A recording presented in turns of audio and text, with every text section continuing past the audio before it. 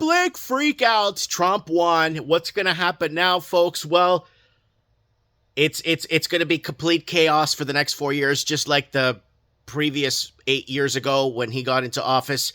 Well, it's going to be complete chaos. Public outcry. Public sector administration across Canada. All the public sector, from teachers to firefighters to police to HR, all the different HRs, all the government sectors, everything across Canada via speakerphone or in person or boardroom was Trump won, now what? Because the public sector knows it's on the hook because our country, Canada, is completely bankrupt via Chinese money laundering to buy our real estate and leave them empty through fentanyl sales and through paying our public sector servants six-figure incomes to allow to buy the $1 million homes that they have here that you could buy the same home in Alabama for 60 grand. So this is where we're at now in Canada. And this public outcry is going everywhere. Oh, Donald Trump. Oh my God. I got it this morning. I went to go pick up a piece of mail that I need to go pick up. And it was just, everybody was, the racist is back and this and that. And let me tell you guys something. The day of the election, when they were counting the ballots, I was going to do that live stream with you guys where we're going to do the election coverage. And we did. That day, I had a public servant come into my store and called me a little neo-Nazi that Trump is winning. And I put my hand up and I said, no, I said for years that there's not going to be a 2024 election and something will happen to Donald Trump. Something for sure. And I've been saying it since 2020. You guys know this on this channel. So my thing is, they are not going to have an election. They're going to do whatever they can to cancel it. That was my theory of what they were going to do. A wartime president or whatever they have to do to not have an election, right? And I was feeling this because if there was no primaries for the Democrats. Because if RFK ran against Kamala Harris in Democrat primaries, RFK would have blown her out of the water. Then you would have had a real election. But here's the deal with this, folks. You would have had a real good neck-and-neck election. Here's the deal with this, folks. You will be seeing going forward, you're going to see climate rallies, women's rights rallies, all workers rallies all over the world. From New Zealand to London, London to Toronto, all the way, you're going to be seeing protests. And they're going to do what they did 4 years ago. They're going to spin them as anti-Trump protests. I love it. We're trying to read the signs of this big protest in Brazil for anti-Trump, or big protest in New Zealand for anti-Trump rally, and thousands have hit the street. No, that's the whole sickness. They're protesting against the sickness. Oh no, they're protesting against tax hikes. They're protesting against this. They're protesting austerity measures. They're not protesting. These are not anti-Trump protests. You're going to see it filled with anti-Trump protests all over the world. In Toronto, they'll be protesting immigration and how immigration is destroying our country. No, migration. Migrants are coming into Canada and they're destroying our country. But they're going to flip it as a Trump anti-protest. And this is just how it is. And this, when you want to bring someone that's going to try to bring some sort of sanity back.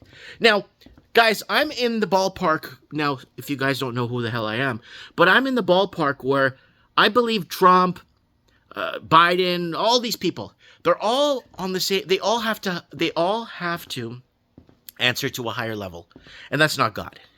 I'm saying they answer to, they have people that we don't know, that we'll never know. And these people are not even on social media. Like, these people don't even exist to us.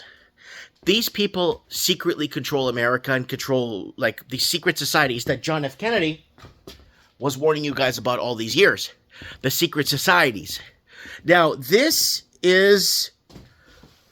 I truly wholeheartedly believe in that, because I believe that nobody is elected, everyone is pretty much selected, right?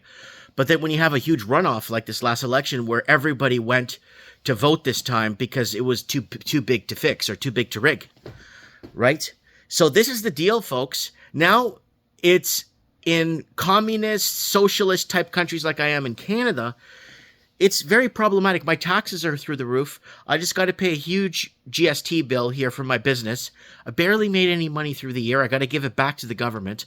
I barely surviving and just trying to get through. 15, 20 years ago, a business like this in Canada would be lucrative. You'd be booming. You'd be on fire. Now, mom and pop's businesses are under attack. Governments, the public sector is outweighing, and this is why in Canada, people are saying we have Pierre Poilievre. No, we don't. No, we don't. No, we have Pierre Poilievre. Yeah, well, he's there. Well, what is he going to do about the public sector? Look at my video I made 4 years ago. Pierre Poilievre is not coming to save you. What's he going to do about the public sector? And what is he going to do about the money laundering from China? That's non-debatable. You can't debate money laundering.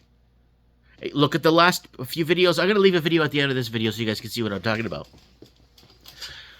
We're completely cooked in Canada, and that's why I've been warning America for years.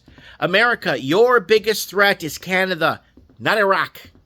10 years ago, 8 years, 7 years, 5 years, I made videos through the years. America, your biggest threat is Canada because the migrants coming into Canada are not European expansion anymore. We got deported.